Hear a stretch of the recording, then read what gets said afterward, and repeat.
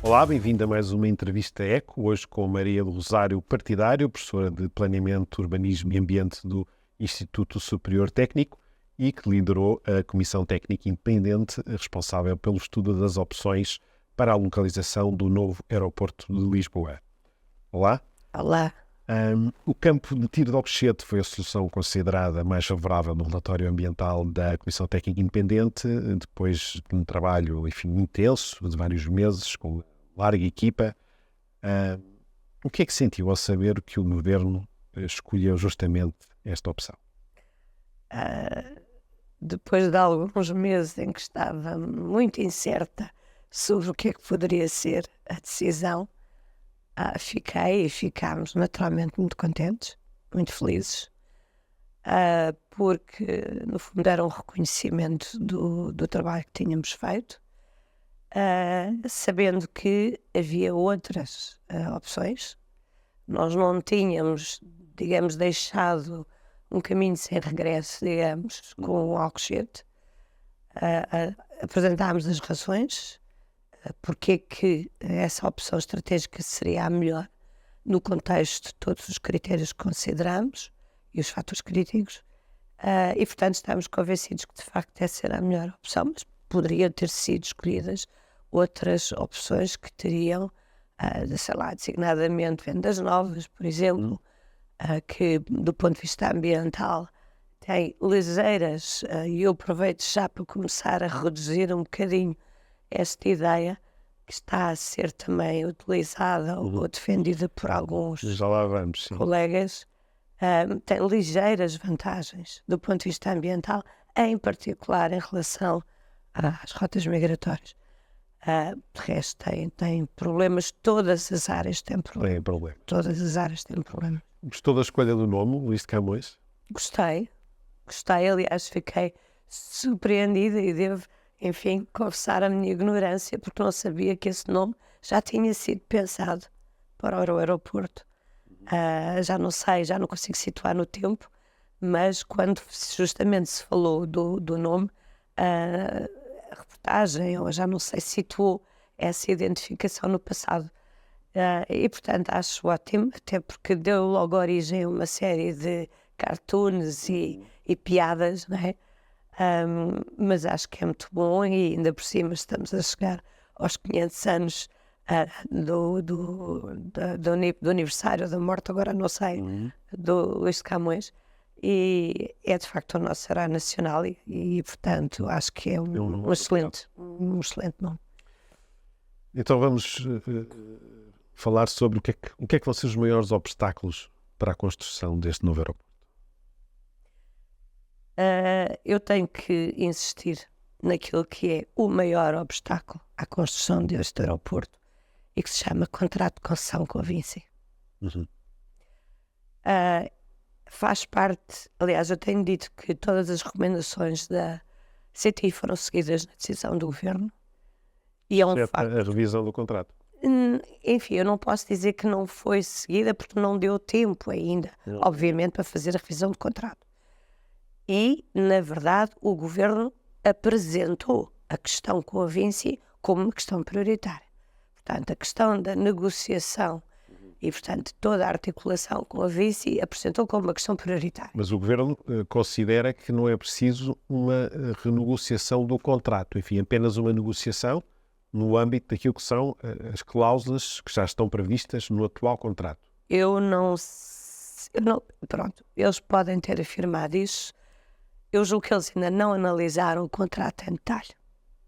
Julgo, não tenho a certeza, porque lá está, nós nunca falámos, o Governo nunca nos chamou, nem a mim, nem a qualquer dos meus colegas, designadamente a minha colega da área jurídica, que foi quem trabalhou esse aspecto, e que analisaram o contrato em detalhe, e portanto nós levámos muitos meses a fazer isso, e por juristas, não é?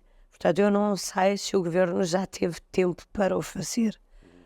E quando o tiver, tem, quanto a mim, primeiro que analisar o que é que isso significa do ponto de vista da negociação desse contrato, o que é que isso significa para a capacidade de decisão do Governo em relação ao novo aeroporto, e o que é que isso significa do ponto de vista das condições que têm que ser acordadas, digamos, com a Vinci, para, portanto, para poder dar continuidade ao processo. Toda a gente é de opinião, e nós também fomos de opinião, que em primeiro lugar há que tentar acordar e acertar os termos do contrato e a revisão. Há um termo que eu agora não me recordo exatamente, mas há um termo próprio que tem que ver justamente com essa revisão do contrato. Agora não me lembro. O que é que era preciso alterar no contrato?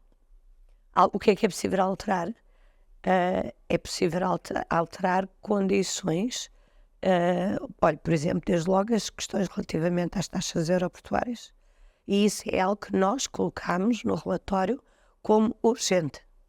Urgente, ter que fazer urgentemente, que é ter a ANAC a tomar conta, e portanto, daquilo que é o estabelecimento das taxas aeroportuárias.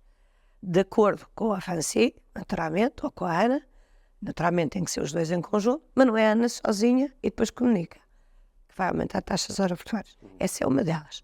Segundo, o contrato está praticamente todo feito para não haver vantagens económicas para Portugal. E, portanto... Mas ele prevê a partilha de receita, que aliás já... Sim, mas é uma partilha de receita... Acho que é muito limitada. Muito limitada, é muito desigual. Mas que vai aumentando ao longo do contrato. Mesmo assim, acha que... Sim, mas quer dizer, é muito, muito limitada, não é? Sobretudo face às receitas que a Vinci tem tido, não é? E, portanto, é evidente que a Vinci é uma empresa privada. É evidente que a Vinci, o seu objetivo é ter lucro.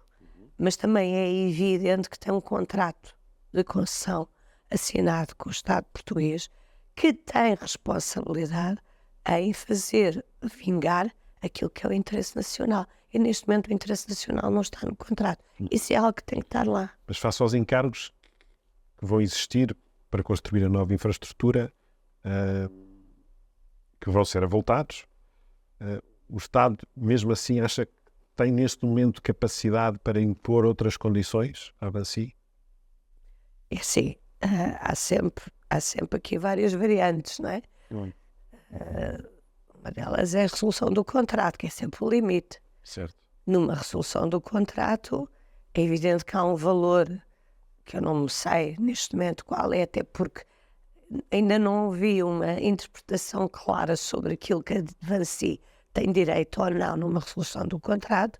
Já vi várias interpretações, mas com a resolução do contrato, a Vinci perde o direito a explorar o novo aeroporto. E a Vinci também não está interessada nisso. E, portanto, o que eu penso que é importante aqui, e que se calhar muitas vezes não se equaciona, é que não é só a Vinci que tem direitos. O contrato de concessão dá a maior parte dos direitos à Vinci. Mas quando nós estamos num processo de mudança, qualquer contrato pode ser renegociado. E o que estamos aqui a falar é renegociar o contrato. Naturalmente que a Vinci tem os seus objetivos e os seus interesses. O Estado tem os seus objetivos e interesses também. A TV noticiou que o presidente da Vinci, numa reunião com analistas, referiu que o processo ainda poderá demorar muitos anos e que é ainda incerto sobre a construção do novo aeroporto de Lisboa. Como é que vê essa notícia? Eu vejo essa notícia como... Portanto, isto, só fazer um parênteses, isto foi antes do anúncio formal, pelo menos do governo, da escolha de Alcochete. Sim, tanto quanto eu percebi, 2 semanas antes, em que a Vinci já sabia que o governo ia tomar essa decisão. Porque não acredito, até nós já sabíamos, não é? Até nós já adivinhávamos, por, enfim, formas interpostas. Como é que vê essas declarações? Eu não quero ser demasiado forte aqui, mas para mim isso é uma expressão de falta de respeito pela soberania nacional. Porque o que a Vinci está a dizer é: somos nós que decidimos quando é que o aeroporto de Lisboa é construído, quando e em que condições. Isto numa altura em que, e eles sabiam, que Portugal e o governo iam anunciar a construção, até porque o Governo tinha esse compromisso de anunciar a localização do aeroporto de Lisboa. Além de que essa notícia refere-se à ausência de estudos ambientais. Ora, os estudos ambientais são feitos e estão prontos praticamente sobre a obra. Para isso é preciso saber onde é preciso saber com que condições, é preciso saber que tipo de aeroporto, que planeamento desse aeroporto, o que é preciso acautelar. Nós vamos ter vários aspectos a acautelar, não apenas ambientais, mas sociais. Não é pôr as máquinas no terreno, como aliás havia pretensões com o Montijo, não é? A Vinci dizia que estava pronta para pôr as máquinas no terreno. Não é assim que se fazem estas obras. E, portanto, há toda uma série de planeamento, de preparação, de conjugação, inclusivamente, com outras infraestruturas. A Vinci está a ignorar isso tudo, naturalmente que não lhe cabe a decisão nacional. Mas a sua afirmação... Não a conforta o facto de Ana já ter vindo, enfim, emitir um comunicado onde manifesta a disponibilidade para avançar com a solução escolhida pelo Governo? A Ana chegou a dizer-me isso em reuniões no LEC. Que estaria sempre disponível para colaborar com o Governo. E isto muito antes das campanhas todas que fez posteriormente em relação ao Montijo. Portanto, depois disto ter acontecido comigo e com a Ana, não sei o que é que isso pode dizer. Uma coisa é certa, a Ana não vai aceitar nada sem ter as condições claras e que elas lhe sejam favoráveis. A questão que eu ponho é, as condições naturalmente têm que ser favoráveis à Ana, embora eu não acredite que a Ana saia e bata com a porta, mas também têm que ser favoráveis ao Estado português e ao interesse nacional. É só isso que eu digo, mais nada. Enfim, já surgiu um gabinete enfim, com técnicos para acompanhar o Estado nesse processo. Acha que isso seria uma forma de tentar equilibrar os pratos da balança? Eu lembrei-me do gabinete apenas porque já houve gabinetes anteriormente embora na altura era tudo público, não é? Portanto, o último gabinete foi extinto justamente com a compra da Ana pela Vinci. E, portanto, agora uma coisa é certa, o contrato de concessão com a Ana foi assinado em 2012 e esteve até há poucos meses atrás, sem ter uma entidade por parte do Estado que fizesse o acompanhamento e a gestão desse contrato. Portanto, a Vinci teve em roda livre. Para o IMT. Passou para o IMT. Até esse momento, e que foi justamente recomendado por nós, perguntei várias vezes a anteriores ministros das infraestruturas quem é que tomava conta do contrato com a Ana, e a resposta foi sempre, pois é, não temos. Ora, isto não pode ser. Acho que portanto, o IMT vai ser capaz de fazer isso? Não sei. Não sei. As instituições são as pessoas que lá estão e as pessoas que lá se colocam. E as competências que se lhe entregam. Não é? Portanto, ser só o IMT de per si não me diz nada. É uma entidade da área do Ministério das Infraestruturas, mas tem que ser naturalmente apetrechada para o fazer. Portanto, acha que falta recursos e competências no Estado para fazer o acompanhamento devido destes temas? Acho. E sobretudo a nível jurídico, acho muito. Mas mesmo a nível técnico, repare, uma das minhas preocupações com o IMT é que foi do IMT que saiu o célebre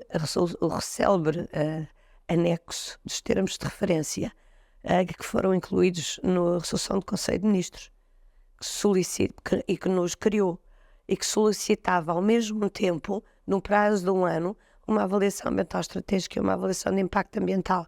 Isto revela total desconhecimento sobre o que é que se estava a pedir. Isto saiu do IMT. Portanto, isso, quanto assim, reforça a necessidade de criar o tal gabinete que pode ser, que tem, repare, eu não tenho dúvida absolutamente nenhuma que Portugal tem competências. E isso está demonstradíssimo na CTI. Tem que saber reunir. Tem que saber escolher, reunir e afastar para o lado tudo o que sejam, enfim, aqueles critérios e aqueles fatores que às vezes levam a que se constituam equipas que não são propriamente pela via da competência técnica. Estaria disponível para integrar? Eu já disse que eu estou disponível para integrar, seja o que for, que tenha que ver, obviamente, com a minha capacidade de atuação e que tenha presente unicamente o interesse público. Isso aí é algo que para mim é fundamental. Mas posso continuar a ser observadora exterior. Não tenho qualquer problema. Aliás, o meu marido bem prefere que eu seja observadora exterior. Sabemos que o aeroporto no campo de tiro de Alcochete já teve uma declaração de impacto ambiental aprovada, que entretanto caducou. Mas esta semana um conjunto de 9 organizações ambientalistas veio dizer que esta é a opção mais problemática em termos ambientais. A luz verde ambiental pode vir a ser, de facto, um problema para termos um aeroporto no campo de tiro de Alcochete? Depois da avaliação... agora não posso. Depois da avaliação estratégica que foi feita, eu estava em querer, e aliás, eu tive muito boa relação com as ONGs, foram de extraordinário apoio, incluindo as próprias ONGs que identificaram a opção Vendas Novas. Colaboraram imenso connosco e eu estou em crer que elas têm um papel, continuam a ter um papel a desempenhar na redução do impacto ambiental que o aeroporto vai ter. Certo, mas pode haver aqui um entrave ambiental? À partida não devia existir. Eu, até das conversas que tive com ONGs, da maioria das ONGs, exceto em particular uma pessoa, que me garantiram que estavam disponíveis para colaborar. Agora, há pessoas que gostam de aproveitar as oportunidades para se exprimirem. Uma coisa é certa, se perguntarem às pessoas que se manifestam dessa maneira, então qual é que seria a melhor opção? Não vai ter nenhuma resposta. Quer dizer, não há nenhuma opção ideal, pelo menos. Não, a opção dessa pessoa é não haver aeroporto. Ok. Portanto, não vai haver resposta. Percebe? Todas vão ter, repare, vendas novas, além de ser terrenos privados, que é, aliás, uma das dificuldades, tem mais sobreiros do que existe no campo de tiro de Alcochete. E além de que estão a ser explorados economicamente mais do que no campo de tiro de Alcochete, também estão, mas mais. O campo de tiro tem o problema dos aquíferos. Tem o problema dos aquíferos, como tem toda essa bacia do Terçado. Toda essa bacia. A vantagem de Vendas Novas é que está no limite dessa bacia. E, portanto, ao estar no limite, segundo os especialistas, a vulnerabilidade reduz. Pronto, eu não sou especialista, não posso opinar. Mas o meu ponto é, já vemos isso acontecer noutros países, providências cautelares e outros tipos de ações para tentar travar a construção de aeroportos e que depois resultam no adiamento da abertura da infraestrutura. E isso a acontecer também? Vejo se não forem tomadas as medidas prévias e de planeamento adequadas. Eu acho que, sabe que há aliás, tinha pensado referir hoje e por acaso não trouxe para mostrar. Há um livro muito interessante que, aliás, já foi citado por alguém que fez um comentário no jornal, ou no Expresso, ou no Público, aí há uns meses, e que, aliás, por causa disso é que eu fui outra vez à procura do livro, de um autor holandês chamado Bent Flyberg, e que se chama How Big Things Get Done. Isto tem que ver com a construção de grandes obras públicas. E ele tem uma base de dados de milhares de projetos. Desde o Empire State Building, à Opera House de Sydney, até coisas pequeninas, construir uma cozinha. Sim. E o que ele demonstra é que os atrasos e os desvios e as perdas financeiras só decorrem de mau planeamento e de má programação. E que se isso for acautelado, se isso for devidamente preparado, eu tenho um princípio que é think slow, act fast. O que significa que se levar muito tempo a planear ou a pensar um projeto, então está preparado para agir rapidamente e pô-lo em prática rapidamente. Portanto, a pior coisa possível é imaginar que se vai levar 10, 15, 20 anos a desenvolver o aeroporto, de acordo com o Bernd Flyberg.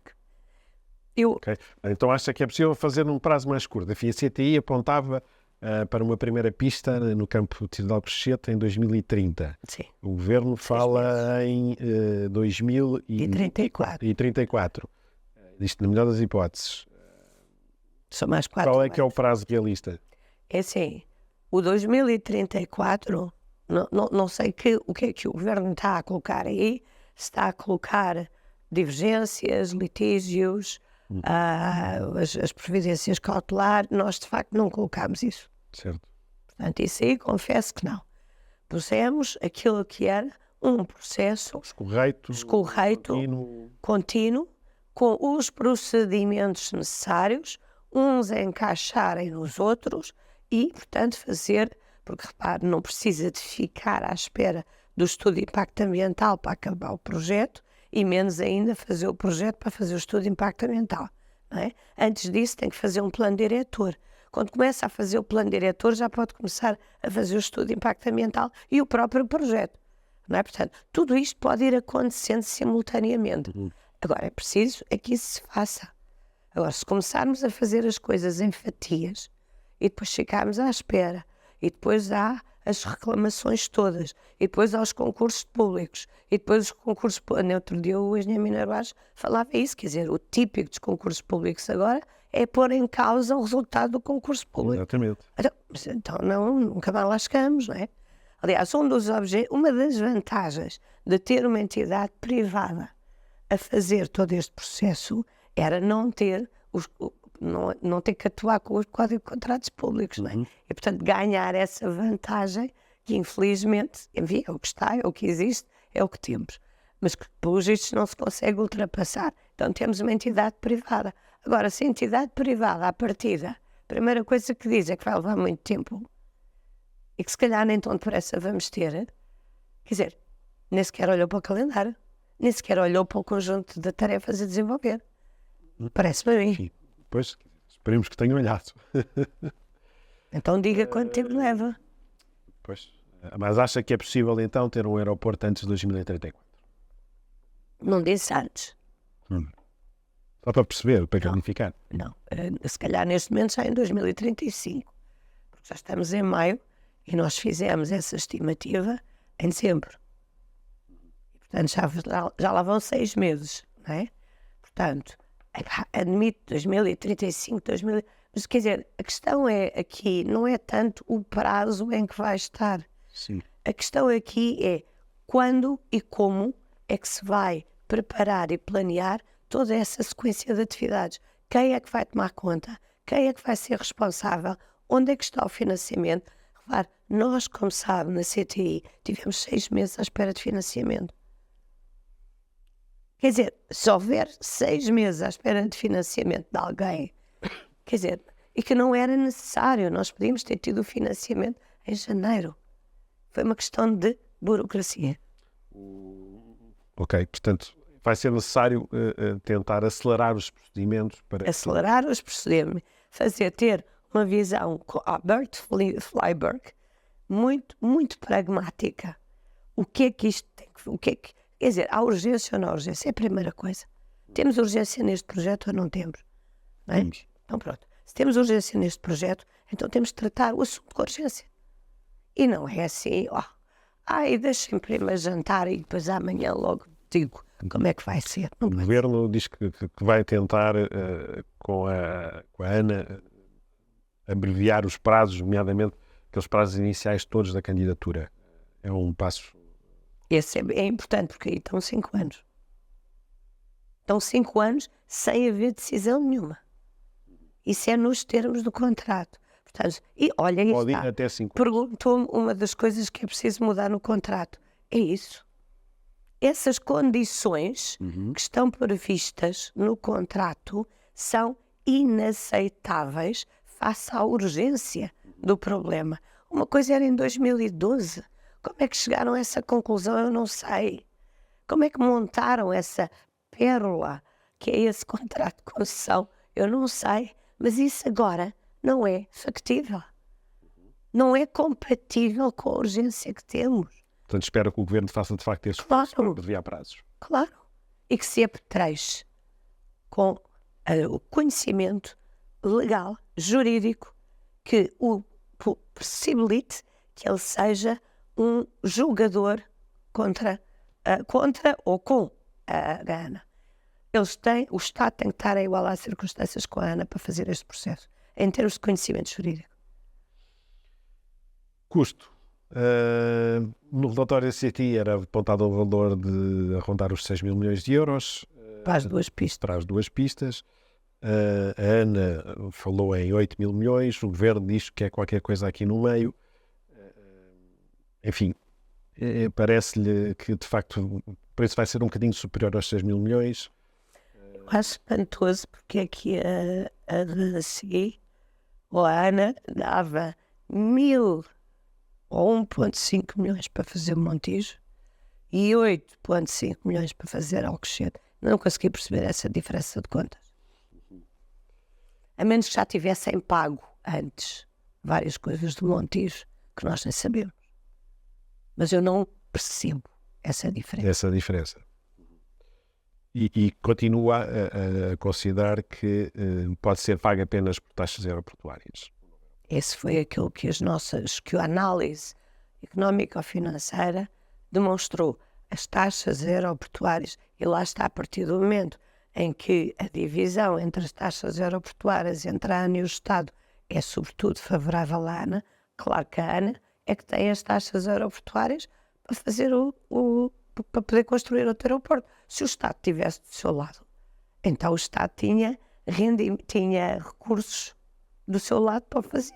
Portanto, é uma questão de redistribuir, não é? Mas se no limite for necessário, enfim, dinheiro dos contribuintes de alguma forma... É assim, o dinheiro dos contribuintes...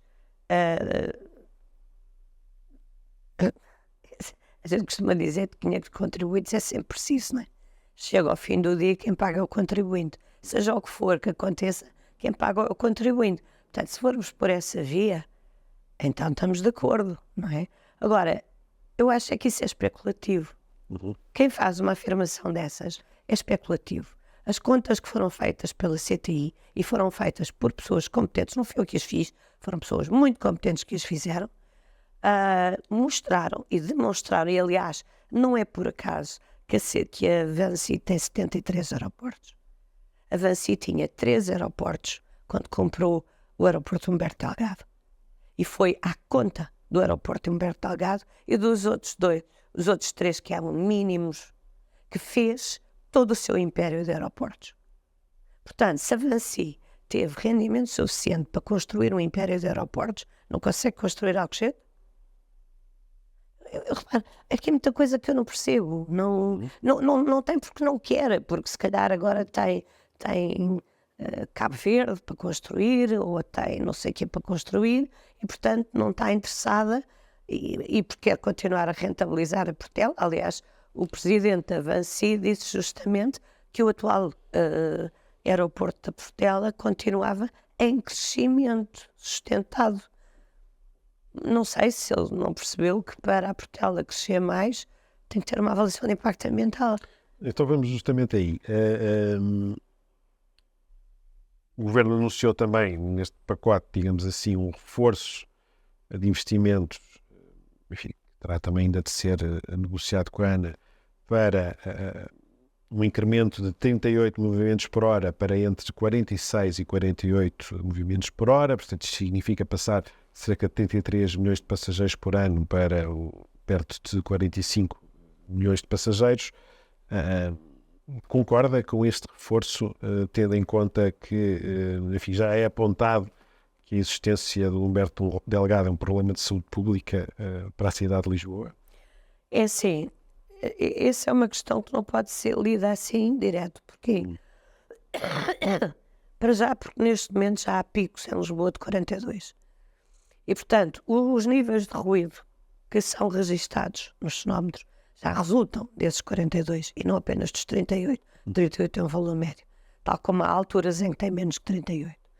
Segundo, haver esse aumento e considerando que há toda uma série de outras iniciativas, nomeadamente ao nível da capacidade ar, que a nave tem estado a cuidar, e que haverá ao nível da capacidade de terra com as obras que já deviam estar feitas e que ainda vão levar, repare, levar até 2027 para fazer umas obras que deviam estar feitas em 2017. Pronto. E que tudo isso tem que ver com a capacidade do aeroporto e a capacidade de recepção do aeroporto. E vai ter, certamente, isso é uma coisa que nós não fizemos essa análise e, portanto, é por isso que se calhar uma avaliação de impacto ambiental que vai ser necessária. O Governo diz que aponta que não.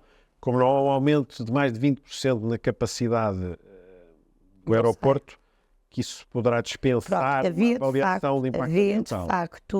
Havia de facto esse limiar dos 20%. Agora, lá está, as ONGs estão em cima, a APA estará em cima. Em todo caso, pode haver um estudo, independentemente de ser um procedimento de avaliação de impacto ambiental ou não, que analise de que forma é que esses novos voos poderão ser durante o dia e menos à noite, por exemplo. Uma das dificuldades que o aeroporto tem são os voos noturnos. Exato. E que são altamente perturbadores. Ora, se nós aumentamos a capacidade durante o dia, e muitos slots, aliás, querem durante o dia, não é à noite, e se nós conseguirmos transferir voos de noite para durante o dia, se calhar do ponto de vista do ruído, pode ser menor. Mas isto sou eu a dar palpite, repara, eu não fui fazer esse estudo. Estou só a imaginar que isso é uma solução possível. E como já tivemos o 42, não é? O 42 movimentos por hora, se calhar fazendo esse tipo de modulação, que nós não fizemos, então pode ser que seja uma solução. Nessa ótica, se for uma solução, eu acho bem. E acho bem porquê? Porque efetivamente é preciso dar resposta à necessidade de haver mais voos para Portugal, para Lisboa. Ou seja, nós no nosso relatório de curto prazo sugerimos atirem com voos para Beja, os executivos vão para Cascais, usem mais Pedras de Rubra, enfim, distribua-se, não é? Distribua-se um pouco. Tudo isso pode de alguma maneira ser feito. Não é? Agora, tem que ser de facto também planeado. A única coisa que eu vi acontecer foram os voos executivos irem para Cascais e o Figo Maduro, em princípio, sair para criar espaço para fazer o novo terminal. Agora, tudo isto tem que ser planeado, não é? Não sei, em princípio é a ANA quem deverá estar a fazer este tipo de análise, mas esse tipo, do ponto de vista do ruído, claramente que se houver uma redistribuição dos voos, é evidente que durante o dia continua a haver os voos a passar por cima, mas os voos noturnos são uma das questões mais significativas, até porque os níveis sonoros baixam, em termos de níveis de ruído, baixam à noite e, portanto, torna a situação mais crítica. O objetivo declarado do Governo é encerrar o Humberto Delgado quando o Luís de Camões estiver operacional, portanto, e essa era também a recomendação do relatório da CTI. Ainda assim, acha que quando chegar à altura vai haver muita resistência em encerrar o Humberto Delgado? Daqui a 10 eu penso, daqui a 10 anos, penso, há 10 anos atrás o que é que eu não tinha, não é? Portanto, e se calhar não tinha, olha, os smartphones da maneira como eles existem hoje, não é? Que hoje temos e antes não tínhamos. Tínhamos, se calhar, acesso a determinadas tecnologias. Temos hoje acesso a determinadas tecnologias, não tínhamos há 10 anos. Daqui a 10 anos, obviamente, muita coisa pode estar diferente. Designadamente a tecnologia aeroportuária e a aeronáutica, não é? Do ponto de vista do tipo de aeronaves, mais de uso individual quase, não é? Vertiports, etc. Mas para esse tipo de solução, Eu penso que tudo aquilo que são as reações hoje, há pessoas que dizem, ai, ter que ir para Alcochete para apanhar o avião. Ou as Ryanairs desta vida que dizem, eu não vou para Alcochete, não vou voar para Alcochete, mas se eu não tiver outro aeroporto, ou vou para Alcochete, ou não vou para Lisboa, não é? Tenho que voar para outro lado. Ou outras companhias, é assim, quando todo o centro de operações existir em Alcochete, quando o centro de negócios existir em Alcochete, quando todas as infraestruturas estiverem preparadas para isso, as pessoas querem dizer que vão para Alcochete. Não vão dizer, não, eu quero ficar no aeroporto velhinho, que é ali, só está ali à distância do metro, até por naquela altura, se calhar, a volta que tem que dar no metro agora, dali, é mais ou menos o mesmo. É quase o mesmo que apanhar o comboio rápido até Alcochete.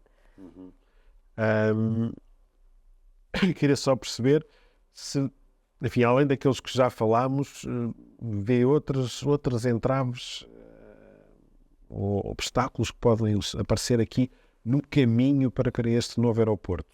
Vejo os velhos do Restelo, que são muitos, apesar de tudo, e continuam. Eu julguei que eles, tinham-se amansado, não é? Agora com a decisão, mas não, já estão aí outra vez. O que vale é que agora já não é a CTI que eles vão chatear, agora é o governo. Mas os velhos do Restelo é um grupo social que não ajuda. Aliás, pelo contrário, atrasa, prejudica, porque levanta suspeita, porque não traz solução, porque não contribui para nada, nem para resolver aquilo que são os problemas que eles próprios dizem que existe, porque eles só levantam problemas, tudo é problema. E isso não ajuda, porque quando a pessoa quer... Repare, nós, e eu tive essa experiência, porque nós resolvemos em determinada altura, aliás, não sei se recorda, nós fechámos e dissemos, não falamos com ninguém.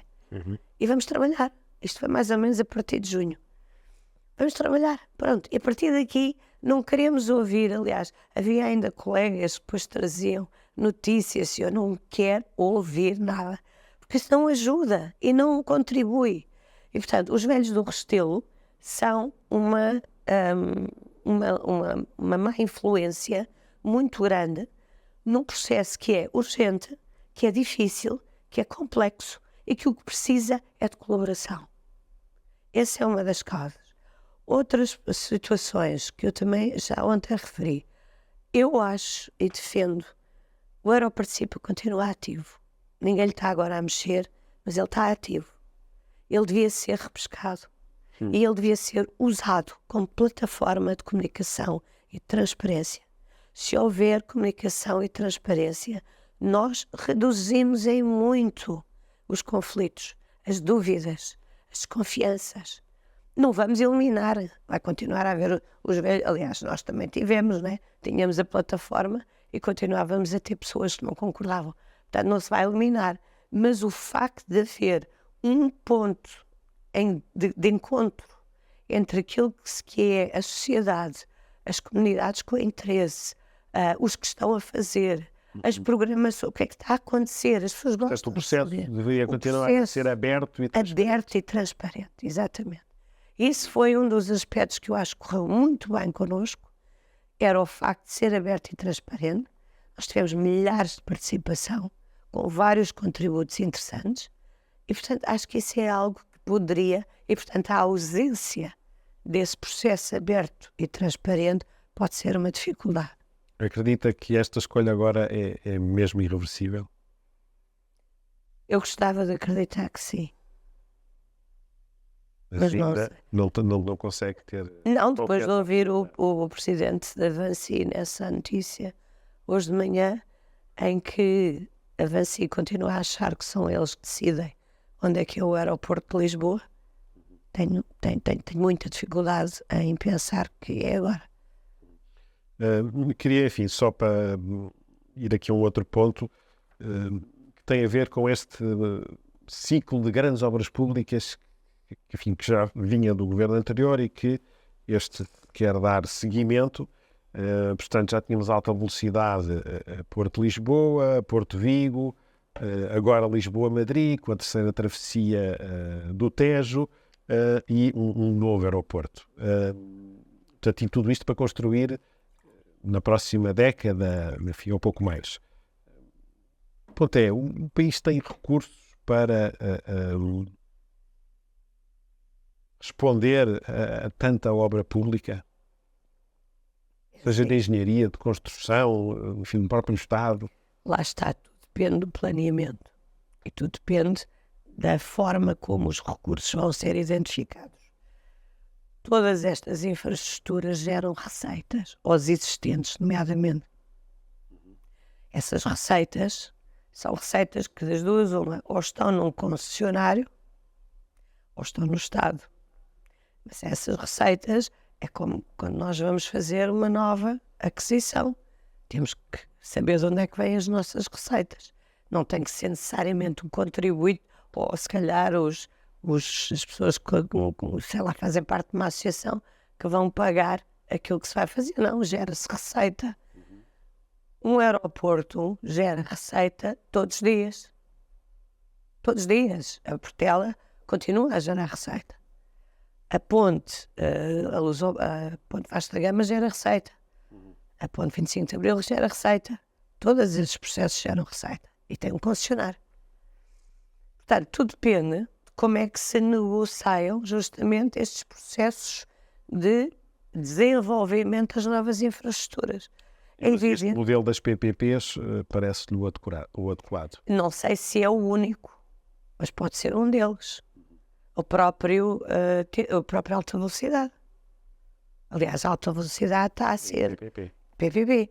Uma das hipóteses, pelo menos que eu já ouvi com a terceira travessia do Tejo, é se ela for apenas ferroviária, ter eventualmente apoio europeu. Se não tiver a componente rodoviária. É outra possibilidade.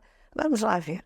A gente, quando imagina assim um conjunto de infraestruturas gigante para os próximos 10 anos, isto não é como ir agora ao supermercado, deixa ver quanto dinheiro é que tenho aqui na carteira para ver se consigo pagar.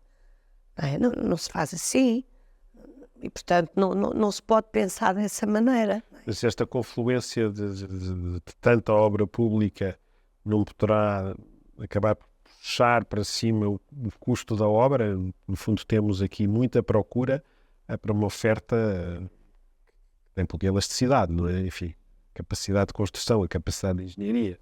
Não sei se tem assim tão pouca elasticidade. Olha, as duas pontes estão completamente Não, eu digo, carga, não é? Sim, eu digo a oferta no sentido das construtoras, o envolvimento das construtoras.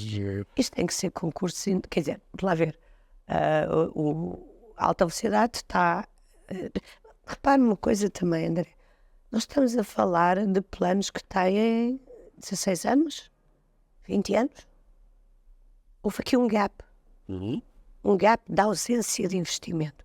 Houve uma altura em que se investiu. Mas o dinheiro vinha da Europa. Pronto, fizeram-se autoestradas por todo lado. Portugal tem a melhor rede de autoestradas da Europa. Pronto. Depois, de repente, veio a Troika, não se fez nada. Fechou. E agora está-se a tentar recuperar. E agora também... Temos mesmo que fazer este esforço. É assim, é a mesma história de nós estamos em casa com uma série de equipamentos que estão a funcionar mal e precisamos de os trocar. Se os trocarmos, a nossa qualidade de vida não só melhora, como conseguimos aumentar as coisas que fazemos e estamos na dúvida se vamos trocar. E, portanto, nós não podemos pensar a curto prazo. Temos que pensar a longo prazo. Eu não estou com isto a dizer que o Estado tem, neste momento, o dinheiro todo para fazer tudo. Não tem. Claro que não tem, mas tem que o criar. E tem suficientes condições para criar as condições necessárias. Não é? Essa é uma questão de fazer essa gestão, mas isso até há pessoas mais especialistas do que eu em gestão de infraestruturas, e o próprio Bert Flyberg pode ser uma boa inspiração de como é que a gente pode fazer uma coisa dessas.